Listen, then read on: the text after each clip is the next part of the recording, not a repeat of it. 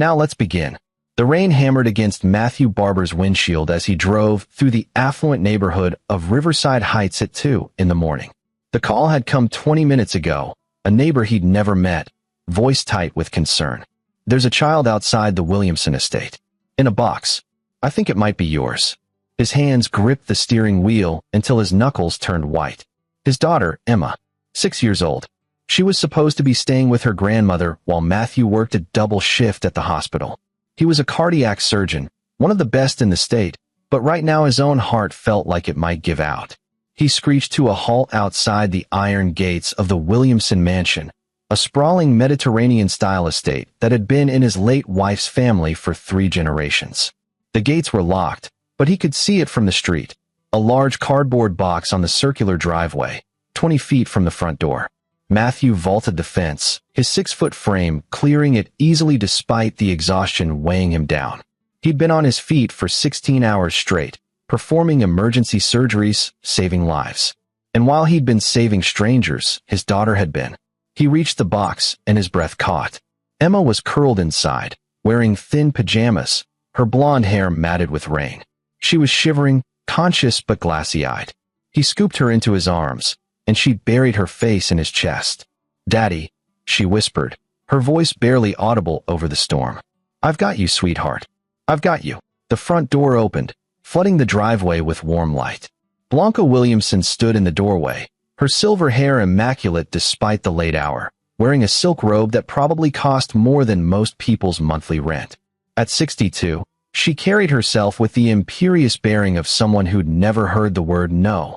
"Finally," she said, her voice dripping with disdain.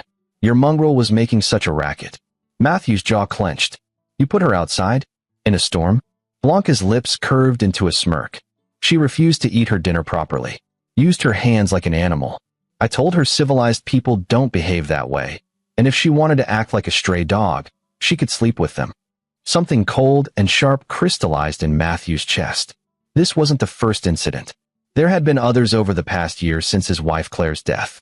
Emma coming home with bruises Blanca dismissed as clumsiness, meals withheld for minor infractions, cruel comments about how Emma would never live up to the Williamson name.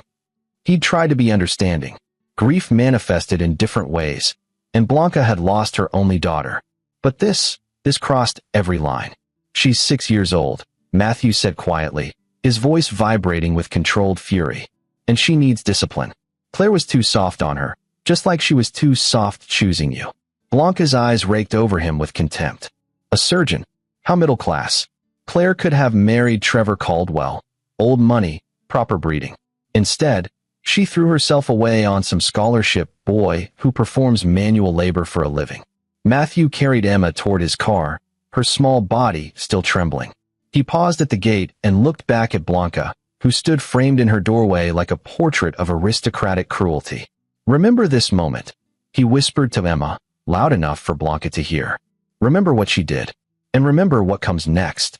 Blanca laughed, the sound carrying across the rain-soaked driveway. "Is that a threat? I'm shaking in my Louboutins. You have no power here, Matthew. You never did." As he drove away, Emma's small hand found his. "Daddy, why does Grandma Blanca hate us?" Matthew's throat tightened. "Some people are taught that cruelty is strength, sweetheart. They're wrong. Will we ever go back there?" "Yes," Matthew said, and the certainty in his voice surprised even him. "But not the way she expects." 8 years earlier, Matthew had met Claire Williamson at Boston General Hospital. She'd been a volunteer in the pediatric ward, reading to sick children despite her family's objections that charity work was performative and beneath them. She was beautiful, dark hair, bright eyes, a laugh that could light up a room, but it was her kindness that had captured him. Their courtship had been a war. Blanca had opposed it from the first moment, viewing Matthew as nothing more than a gold digger despite his prestigious position. The fact that he'd grown up in foster care, that he'd put himself through medical school on scholarships and night jobs, only confirmed her prejudices. "You're marrying down," Blanca had told Claire at their engagement party, loud enough for Matthew to hear. "He'll drain you dry and leave you with nothing." But Claire had stood firm. They'd married in a small ceremony, and for 5 beautiful years, they'd built a life together. Emma had been born, perfect and precious. Matthew's career had flourished. They'd bought a modest house in a good neighborhood, nothing like the Williamson estate, but filled with love. Then came the drunk driver on a rainy Tuesday evening. Claire had been on her way home from a gallery opening. The other driver walked away without a scratch. Claire died before the ambulance arrived. Matthew had fallen apart. For 6 months, he'd barely functioned, going through the motions at work while grief consumed him. Emma, only 5 at the time, had needed him, but he'd been drowning. Blanca had swooped in, offering to help with Emma. At first, Matthew had been grateful. She was Claire's mother, Emma's grandmother. Surely she loved the child. He'd been catastrophically wrong. The day after the cardboard box incident, Matthew called in sick for the first time in his career. He took Emma to the pediatrician, who documented the hypothermia, the bruises, the signs of neglect.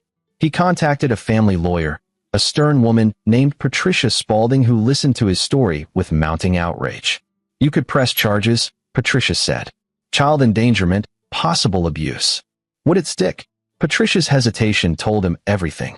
The Williamsons have deep pockets and deeper connections. Blanca would hire the best defense attorneys money can buy. They'd paint you as a vengeful son-in-law, claim Emma was just playing outside and you're exaggerating. With her social standing. So she gets away with it. In the short term? Probably. But Matthew, document everything. Every incident, every witness. Build a file. The law moves slowly, but it does move. Matthew left her office with a hollow feeling in his chest. The system wouldn't protect his daughter. It was built for people like Blanca, wealthy, connected, untouchable. He'd have to protect Emma himself. That night, after putting Emma to bed and checking on her 3 times to make sure she was warm and safe, Matthew sat in his study and did something he hadn't done since medical school. He made a plan. Blanca Williamson thought he had no power. She was wrong. He started with research. The Williamson family wealth, it turned out, wasn't as solid as it appeared. Blanca's husband, Richard Williamson, had died 15 years ago, leaving her the estate and a substantial trust. But trusts had conditions, and Blanca had expensive tastes. The mansion alone cost a fortune to maintain: property taxes, staff, upkeep. Matthew discovered something else. Blanca's social circle was built on perception. She hosted charity galas, sat on museum boards, sponsored art exhibitions, all activities that required significant capital. Her power came from being seen as wealthy, connected, untouchable. What if that perception was wrong? He began to dig deeper, calling in favors from colleagues who had connections in finance and real estate. One of them, Dr. Kevin Franklin, an old friend from medical school who'd left medicine to become a real estate developer, met him for coffee. "The Williamson estate," Kevin said, stirring his espresso. "That's prime real estate. Riverside Heights is one of the hottest markets in the state. Why the interest?" Matthew told him a carefully edited version of the story. Kevin's expression darkened. "I'm sorry, man. That's brutal." He paused. "You want to know if she's vulnerable financially?" "Is she?" Kevin pulled out his phone, scrolling through databases. "The property is worth approximately $8 million. But here's the thing. She took out a mortgage against it 6 years ago, $2.5 million, and another loan 3 years ago, $1.2 million. She's been borrowing against the equity. Why? Lifestyle, charitable donations, tax deductible, but they still require cash. From what I can see, her liquid assets are limited. The trust pays out quarterly, but it's not as much as you'd think. Old money isn't always smart money." Matthew leaned forward. "What if she missed payments? On that kind of property, the bank would be patient for a while, but eventually." Kevin met his eyes. "Eventually they'd foreclose." "Matt, what are you thinking?" "I'm thinking," Matthew said slowly, "that sometimes the best revenge isn't loud. It's structural." Over the next 2 years, Matthew executed his plan with surgical precision. He worked brutal hours, taking every overtime shift, every consulting opportunity. He invested carefully, aggressively. His reputation as a cardiac surgeon was impeccable, and he used it, building relationships with wealthy patients who became investors in his portfolio. He also became a different kind of father to Emma. Where Claire had been warm and nurturing, Matthew taught his daughter to be strong. They went to martial arts classes together. He taught her chess, strategy, critical thinking. He never spoke directly about what Blanca had done, but Emma understood on some instinctive level that they were preparing for something. "Why do I need to learn all this?" Emma asked one evening when she was 7, frustrated after a difficult chess puzzle. Because knowledge is power, Matthew said, and nobody can take it away from you. Not ever. He also hired a private investigator, a gruff former cop named Stuart Barton, who specialized in financial forensics. Stuart's job was simple: track every dollar Blanca Williamson spent. The picture that emerged was damning. Blanca was hemorrhaging money. The mortgage payments were becoming irregular. She'd taken out loans from private lenders, using her social connections to secure favorable terms that wouldn't show up on public records. She was liquidating assets, jewelry, art, heirlooms, quietly, through private sales. She's drowning, Stuart reported, trying to maintain appearances while everything crumbles. Give her another year, maybe two, and she'll be bankrupt. Can we accelerate that timeline? Matthew asked. Stuart raised an eyebrow. How aggressive do you want to be? Very. The first move was subtle. Matthew, through a shell corporation he'd established with Kevin's help, began buying up Blanca's debts. The private lenders were happy to sell. They were getting nervous about her ability to repay. Matthew paid pennies on the dollar for loans that Blanca thought were safe, buried in handshake agreements with old friends. The second move was more personal. Blanca's social power came from her charitable work and her position on various boards. Matthew began attending the same charity events, making substantial donations in his late wife's name. He was charming, professional, and generous. He shared stories about Claire, about her kindness, her genuine love for helping others. Claire always said charity should come from the heart, not the checkbook, he told the director of the Children's Hospital Foundation at a gala. Blanca was standing 10 feet away, holding court with her usual crowd. She'd be heartbroken to see causes she loved being used for social climbing. The comment landed. Whispers started. People began to look at Blanca's charitable work differently. Was it genuine or performative? Matthew's donations, meanwhile, were substantial and consistent. Within a year, he was invited to join the hospital foundation board. Blanca's influence began to wane. The third move was the most dangerous. Matthew reached out to Trevor Caldwell, the man Blanca had wanted Claire to marry. Trevor was now a divorced hedge fund manager with a drinking problem and a reputation for bad investments. They met at an exclusive club where Trevor was still a member, though barely. The man was bloated, bitter, nursing a scotch at 3 in the afternoon. I heard about Claire, Trevor said. I'm sorry. She was special. She was, Matthew agreed. She also left behind a daughter who deserves better than what she's getting. Trevor frowned. What do you mean? Matthew told him about the cardboard box. About Blanca's cruelty. Trevor's expression shifted from confusion to recognition.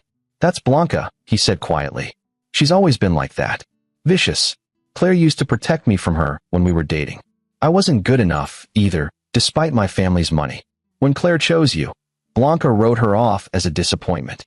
She's not as wealthy as she pretends, is she? Trevor laughed bitterly. The Williamsons? They're one bad quarter away from ruin. Have been for years. Richard was a terrible investor, and Blanca's worse. She just hides it better. What if I told you I could make her pay for what she did? Trevor studied him. What do you need? Information. Access. You're still in her social circle, barely. You hear things. And what do I get? Matthew smiled coldly. The satisfaction of watching her fall. And I'll buy that outstanding loan you took from her 3 years ago.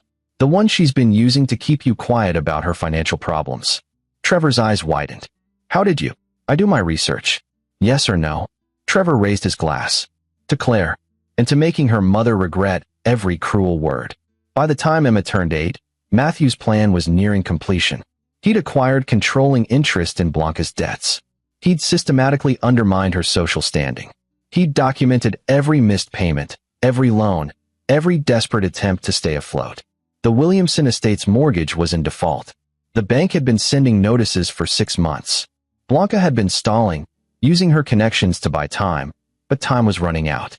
Matthew owned the debt. Through shell companies and intermediaries, he'd purchased it from the bank at a discount. The bank was happy to offload a problem asset. Blanca had no idea. On a cold Tuesday in November, Matthew pulled his car up to Emma's school and waited. She came out wearing her backpack, talking animatedly with friends. At 8, she was confident, strong, nothing like the shivering child he'd found in that cardboard box. She climbed into the car and noticed the manila envelope on the passenger seat. What's that? She asked. Justice, Matthew said. Are you ready? Emma had known this day was coming. They'd talked about it in careful, age-appropriate terms. She knew her grandmother had been cruel. She knew her father had been working to make things right. "I'm ready," she said. They drove to Riverside Heights. The Williamson estate looked the same, imposing, pristine, utterly untouchable. But Matthew knew better. The paint was chipping in places. The grounds weren't as well maintained. The staff had been reduced. The cracks were showing. They walked up to the front door. Matthew rang the bell. Blanca answered, her face registering shock, then fury. "What are you doing here? I have a restraining order." "No, you don't," Matthew said calmly. "You threatened to get one, but you never filed. Probably because you couldn't afford the legal fees." Blanca's face flushed. "Get off my property." "Actually," Matthew said, "it's not your property. Not anymore." He handed Emma the manila envelope. She took it solemnly and held it out to her grandmother. "What is this?" Blanca demanded. "Open it," Emma said, her voice steady. Blanca snatched the envelope and tore it open. Inside was a formal eviction notice. She read it once, twice, her face going pale. "This is a mistake," she said. "The bank doesn't own your debt anymore," Matthew said. "I do. Every loan, every mortgage, every penny you borrowed to maintain this facade.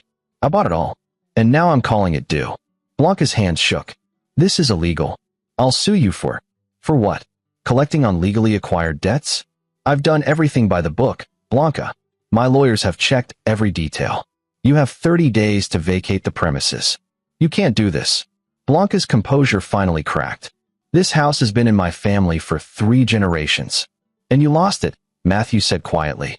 "You lost it through greed and cruelty and the mistaken belief that you were untouchable." Blanca's eyes found Emma. "This is your doing, you little." "Careful," Matthew said, his voice dropping to something dangerous. "Choose your next words very carefully." Blanca's mouth opened and closed. For the first time in her life, she had no cutting remark, no dismissive gesture. She looked at the eviction notice again, as if hoping the words would change. "Remember this moment," Emma said softly, echoing her father's words from 8 years ago. "Remember what you did to me, and remember what it cost you." They turned and walked away, leaving Blanca standing in her doorway, the eviction notice trembling in her hands. As they drove off, Emma was quiet.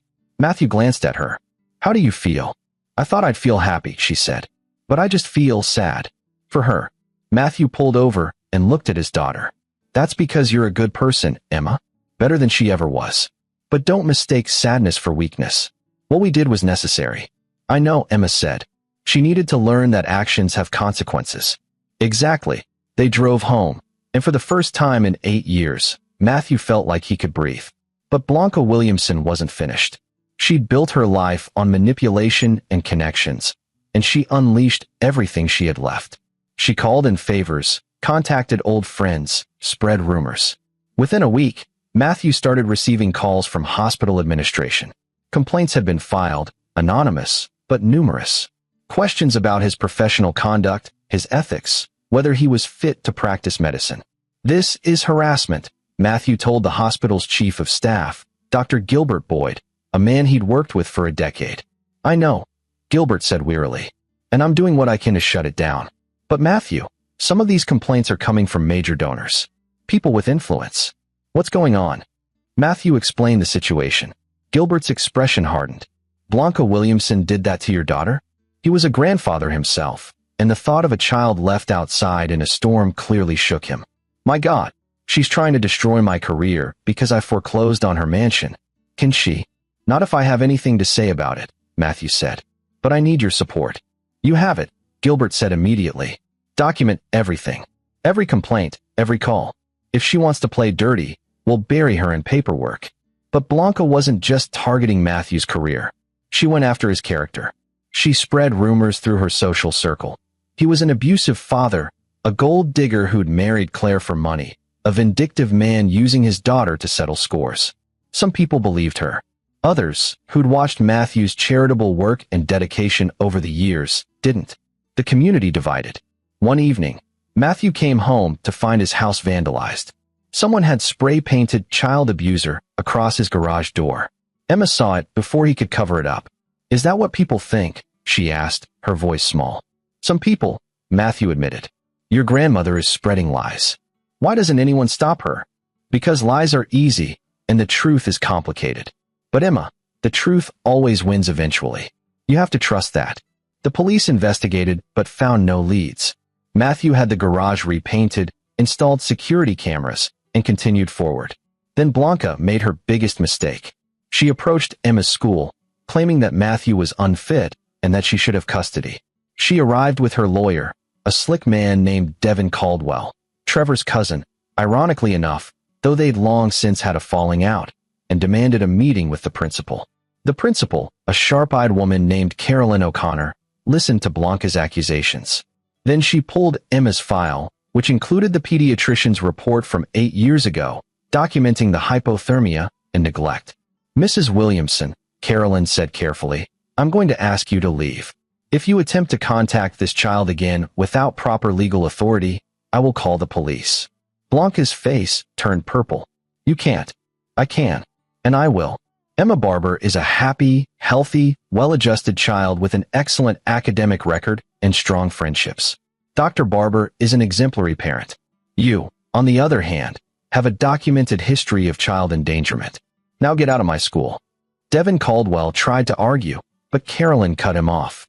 If you're not off school property in the next 60 seconds, I'm calling security and filing a restraining order. They left, but Carolyn called Matthew immediately to inform him of what happened. Thank you, Matthew said, for protecting her. That's my job, Carolyn said. But Dr. Barber, this woman is dangerous.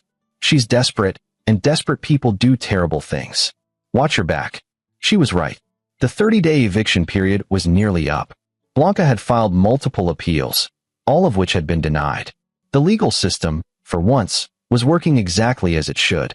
Matthew's documentation was airtight, his acquisition of the debts completely legal. Blanca was going to lose her mansion. 3 days before the eviction date, Matthew received a call from Stuart Barton, his investigator. We have a problem, Stuart said. Blanca hired someone. A fixer. Guy named Longlass. He's got a reputation for making problems disappear. What kind of problems? The kind that involve people getting hurt. Matt, this guy's dangerous. He works in legal gray areas. Intimidation, blackmail, occasionally worse. You need to be careful. Matthew felt a chill. Is Emma safe? I've already arranged for security at her school. But you both need to watch out. Glass doesn't play by normal rules. That night, Matthew sat Emma down and had a hard conversation. He explained that her grandmother was trying to hurt them, that they needed to be extra careful. Emma listened solemnly. I'm not scared, she said. We're stronger than her. We are, Matthew agreed. But strength means being smart, not reckless. So we follow the rules. We stay alert. And we finish this. 2 days before the eviction, Longlass made his move. Matthew was leaving the hospital late at night when a black SUV pulled up beside him in the parking garage. The window rolled down, revealing a man in his 40s with dead eyes and a practiced smile. Dr. Barber, Lon said. We should talk. I don't think so. Mrs. Williamson has made you a generous offer. She's willing to pay you twice what you paid for her debts, plus interest. All she asks is that you cancel the eviction and give her time to get back on her feet. Not interested. Lon's smile didn't waver. That's unfortunate. Because Mrs. Williamson also wanted me to remind you that accidents happen. To anyone. Even to little girls. Matthew's blood ran cold. He stepped closer to the SUV, his voice dropping to something barely audible. If you or anyone working for you goes near my daughter, I will destroy you. Not legally. Not professionally. I will end you. Do you understand? Lon laughed. Big words from a doctor. But you're not a violent man, are you? You play by the rules. That's your weakness. You're wrong, Matthew said. I play to win. And right now, you're in my way. He walked away, heart pounding, and immediately called Stuart. Glass just threatened Emma. Where are you? Hospital parking garage. He's in a black SUV. Matthew read off the license plate. I'm on it. Matt, go home. Make sure Emma's safe. I'll handle this. Matthew drove home, checking his rearview mirror constantly. Emma was with a babysitter, a retired police officer named Kathleen Arroyo that Stuart had recommended. When he arrived, Kathleen met him at the door. Everything okay here? He asked. Quiet night, Kathleen said. Emma's asleep. But you look like you've seen a ghost. Matthew filled her in. Kathleen's expression hardened. I know Longlass. He's scum. But he's also a coward. He goes after soft targets. If he knows we're ready for him, he'll back off. And if he doesn't, then he'll learn that threatening children is a mistake he only makes once. The next day, Matthew received a call from a blocked number. When he answered, a woman's voice said, "This is Detective Marie Larkin, Metro Police. We need to talk about Long Glass." They met at a coffee shop. Detective Larkin was in her 40s, sharp-eyed and no-nonsense. She had a file in front of her. "I've been investigating Glass for 2 years," she said. "Intimidation, extortion, assault. But he's slippery, and he has good lawyers. Your investigator, Stuart Barton, contacted me this morning. He said Glass threatened your daughter." "He did. I want to nail this guy, Dr. Barber. But I need evidence. A recording, a witness, something concrete." "What about the parking garage cameras?" "Already checked. He parked in a blind spot. Convenient." Matthew thought for a moment. "What if I gave him another opportunity to threaten me? Somewhere you could monitor." Detective Larkin leaned forward. "What did you have in mind?" The plan was risky, but Matthew was past caring about safe. He called Blanca and offered to meet. Neutral ground, public place. A restaurant downtown at noon. Blanca agreed, probably thinking she could negotiate. She arrived with Long Glass in tow, and Matthew knew Detective Larkin and 2 other plainclothes officers were watching from nearby tables. "Dr. Barber," Blanca said, her voice dripping false sweetness. "I'm so glad you agreed to meet. Perhaps we can settle this like civilized people." "There's nothing to settle," Matthew said. "The eviction stands." "That would be unwise." Lon leaned forward slightly. "I've done some research on you, Doctor. You have a very nice life. Nice house, nice car, healthy daughter. It would be a shame if something happened to disrupt that." "Is that a threat?" "It's a fact. Things happen. Fires start. Cars have accidents. Children get lost." Detective Larkin chose that moment to approach the table, her badge visible. "Long Glass, you're under arrest for criminal threatening and intimidation." Lon's face went pale. Blanca looked between them in confusion. "What is this?" "This," Matthew said, "is what happens when you hire criminals to do your dirty work." 2 officers appeared and handcuffed Lon. He was read his rights, still sputtering protests. Blanca stood, her face twisted with rage. "This is entrapment." "Actually," Detective Larkin said, "it's good police work. Mr. Glass here has a long history of making threats. Your association with him is going to make interesting reading in the newspapers tomorrow." Blanca turned on Matthew. "You think you've won? You've destroyed everything. My home, my reputation, my life." "No," Matthew said quietly. "You did that yourself. I just made sure you faced the consequences." The final eviction date arrived. Matthew didn't attend personally. He'd seen enough of Blanca Williamson to last a lifetime. Instead, he sent Kevin Franklin to oversee the process, with Stuart Barton there to document everything. The reports they brought back were grim. Blanca had left the mansion in shambles, destroying what she couldn't take. Walls were damaged, fixtures removed, spite evident in every room. "She trashed it," Kevin said, "out of pure vindictiveness. The repairs are going to cost a fortune." "I expected nothing less," Matthew said. "Can it be fixed?" "Eventually. But Matt, what are you going to do with an $8 million mansion?" Matthew smiled. "I'm going to turn it into something Claire would have loved." Over the next 6 months, Matthew oversaw the transformation of the Williamson estate. He donated it to the Children's Hospital Foundation, with the stipulation that it be converted into a residential facility for families with children receiving long-term treatment. Parents could stay there, close to their sick kids, supported by staff and resources. They named it the Claire Barber House. The dedication ceremony was held on a sunny Saturday in May.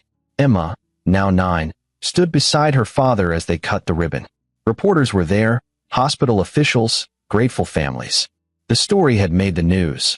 The surgeon who'd bought his mother-in-law's mansion and turned it into a sanctuary. "This is what my wife believed in," Matthew told the gathered crowd. "That wealth should serve kindness, not cruelty. That power should protect the vulnerable, not abuse them. I hope this house honors her memory." Later, as the ceremony wound down, Patricia Spaulding approached them. "You did it," she said. "Everything by the book, and you still won." "We won," Matthew corrected, putting his arm around Emma. "Together." "What happened to Blanca?" Emma asked. Patricia's expression was grim. "She's facing charges for hiring Long Glass. He's already pleaded guilty to avoid a longer sentence. and his testimony implicated her. She'll likely do time. Good, Emma said simply. Matthew looked at his daughter, seeing not the frightened 6-year-old from that rainy night, but a strong, confident young woman in the making. How do you feel? I feel like justice isn't just punishment, Emma said thoughtfully. It's also making something good from something bad. Grandma Blanca tried to hurt us, but we turned her cruelty into something that helps people. Your mother would be proud of you, Matthew said softly. I hope so. I wish I remembered her better. Let me tell you about her, Matthew said, and as they walked through the gardens of what was once Blanca's mansion and was now a place of healing, he shared stories of Claire, her kindness, her strength, her unwavering belief that people deserved second chances. But Grandma Blanca didn't get a second chance, Emma pointed out. She had many chances, Matthew said. After what she did to you that night, I gave her 8 years to realize what she'd done, to apologize, to change. She chose cruelty instead. Some people don't want second chances, sweetheart. They want to win at any cost. And what do we want? Matthew looked at the mansion, at the families already moving in, at the hope in their eyes. We want to build something better. 6 months later, Blanca Williamson stood in a courtroom, awaiting sentencing. The charges were multiple: conspiracy to commit assault, criminal threatening, witness intimidation. Longlass had already been sentenced to 5 years. Blanca's expensive lawyers had managed to negotiate a plea deal, but she was still looking at 18 months in minimum security. Matthew attended the sentencing, not out of vindictiveness, but because he needed to see this chapter close. Emma stayed home. She'd said her goodbyes to that part of her life. Blanca looked small in her orange jumpsuit, nothing like the imperious woman who'd sneered at him from her mansion doorway. When she saw Matthew, her face twisted with hatred. This is your fault, she hissed as the bailiff led her past him. You destroyed me. No, Matthew said calmly. You destroyed yourself. I just refused to let you destroy my daughter. The judge sentenced her to 18 months, with credit for time served. Blanca would be out in a year with good behavior. Matthew didn't care. She'd lost everything that mattered to her: money, status, power. What she did with the rest of her life was her problem. As he left the courthouse, his phone rang. It was Emma, calling from home. Dad? How did it go? It's over, Matthew said. All of it. Can we go to the Claire Barber house this weekend? Mrs. Peterson invited us to visit.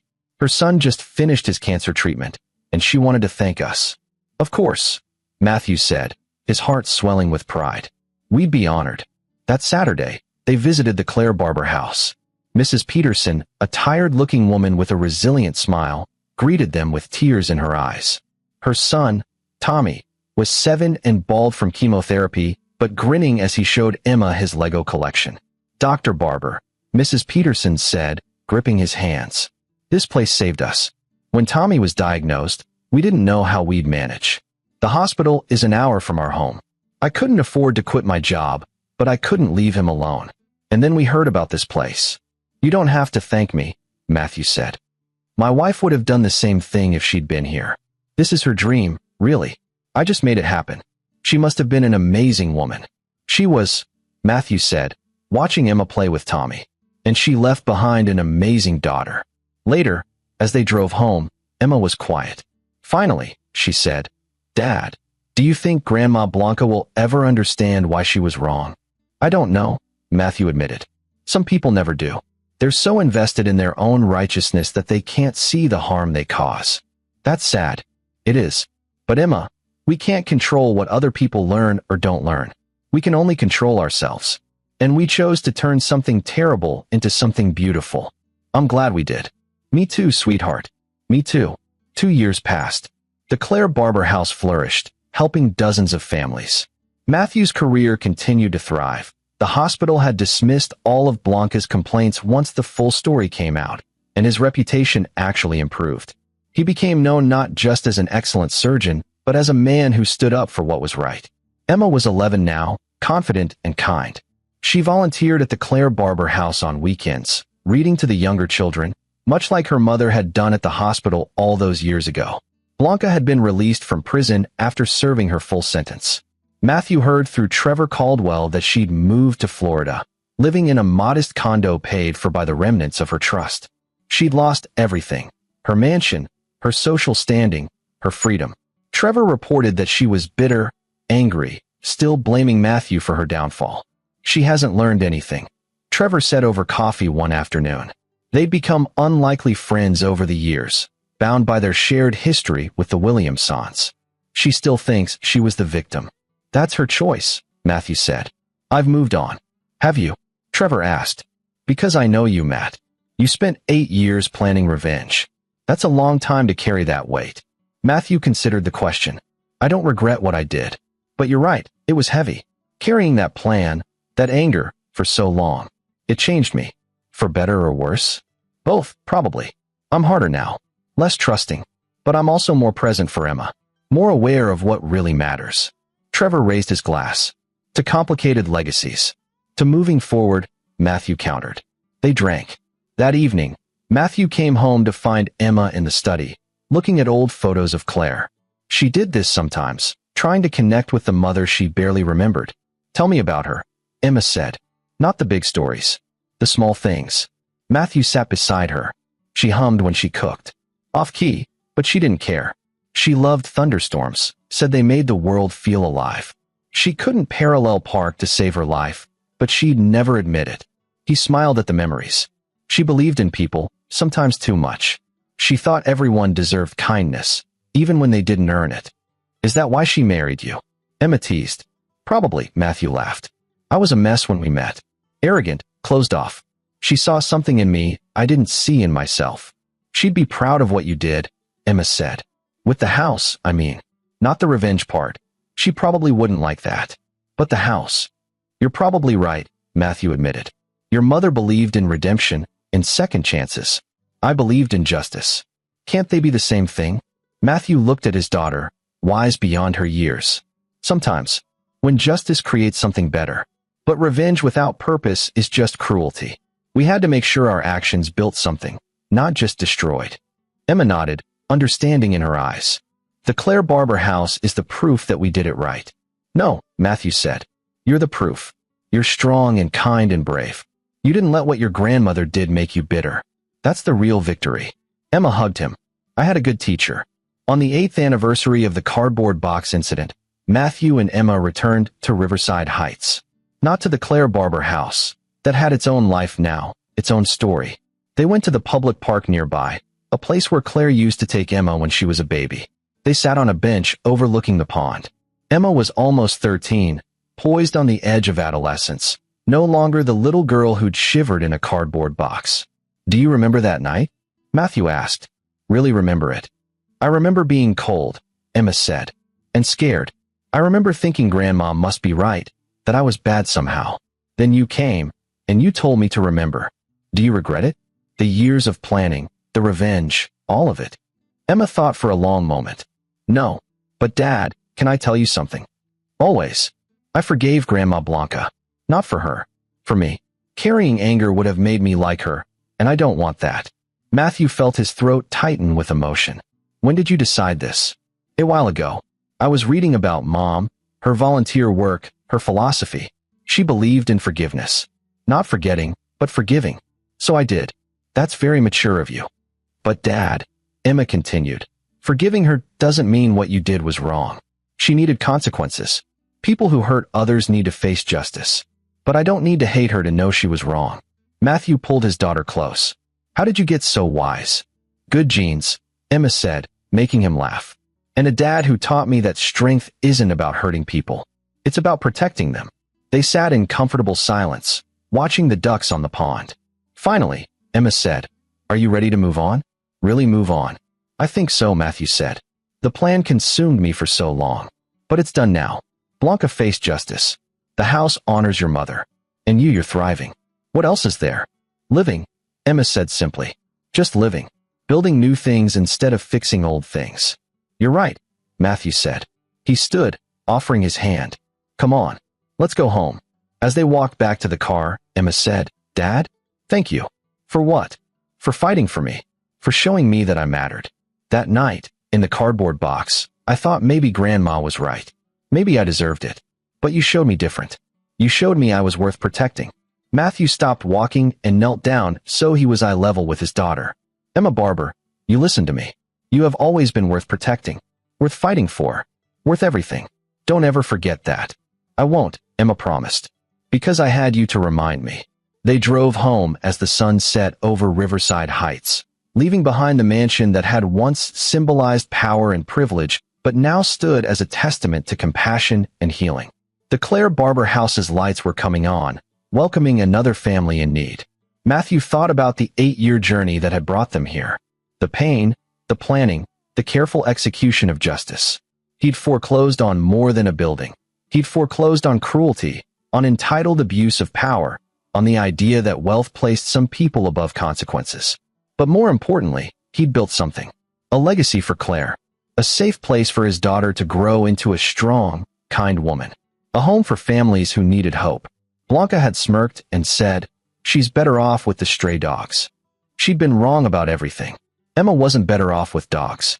She was better off with love, protection, and a father who would move heaven and earth to keep her safe. And in the end, that was the real victory. Not the foreclosure, not the legal battles, not even the prison sentence. The victory was Emma, confident and healthy and kind, ready to face the world. As they pulled into their driveway, Emma said, "Hey Dad, next weekend, can we go back to the Claire Barber house? Tommy's birthday is coming up, and I want to help Mrs. Peterson plan a party." "Of course," Matthew said, his heart full. "And Dad, I love you. I love you too, sweetheart. Always." They walked into their home together. Not a mansion, not a symbol of wealth and power, but a place filled with warmth and laughter and the kind of love that Blanca Williamson would never understand. Justice had been served. But more importantly, mercy had been learned, strength had been forged, and a little girl who'd once been left in a cardboard box had grown into a young woman who chose kindness over cruelty. That night, as Matthew tucked Emma into bed, a ritual she claimed she was too old for, but secretly still cherished, he thought about the question Trevor had asked. Had the revenge changed him for better or worse? The answer, he realized, was both. He'd become harder, yes, more calculating, but he'd also become more present, more aware of what mattered.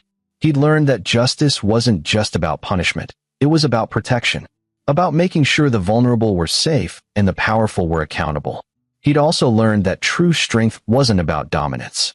It was about knowing when to fight and when to build, when to seek revenge and when to seek redemption. Blanca had taught him what cruelty looked like. Claire had taught him what love looked like. And Emma, beautiful, strong, forgiving Emma, was teaching him what wisdom looked like. As he turned out the light and closed Emma's door, Matthew whispered, "Thank you, Claire, for giving me her, for giving me purpose. I hope I made you proud." In the darkness of his own room, he finally let go of the anger he'd carried for 8 years. Blanca was in Florida, living with her consequences. The mansion was serving families in need. Emma was safe and thriving. The plan was complete. The revenge was done. Justice had been served. Now came the harder part, living with peace instead of purpose, with contentment instead of calculation. But as he drifted off to sleep, Matthew smiled. Because he had the best reason in the world to learn how to live again. He had Emma, and that made everything, the pain, the planning, the 8-year war, worth it. This is where our story comes to an end. Share your thoughts in the comments section.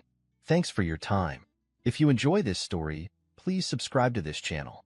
Click on the video you see on the screen, and I will see you there.